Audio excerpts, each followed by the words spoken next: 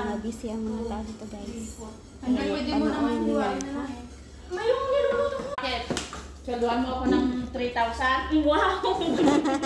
Pag 3,000 ba? Dahil. Yan, super busy sila. Ano man yung ginagawa mo, Day? Naglagawa daw sila. Pagawa daw ng bilo-bilo, guys.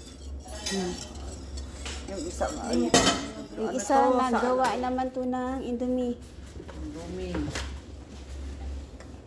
Ito para to sa... Ay, bechamel pala ito, sa bechamel.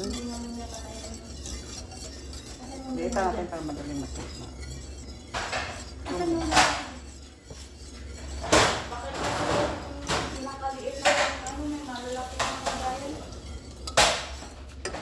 Ayan, cute daw yan siya, oh. Ayan, oh, cute. Ayan, cute na cute.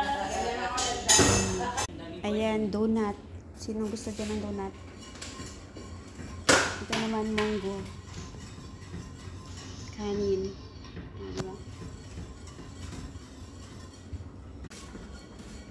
Yan naman, busy. Hihiwa ang chef. Sino ba yan? Ano ba yung gagawa mo sa buhay mo, Ate Lynn? Nag-video lang.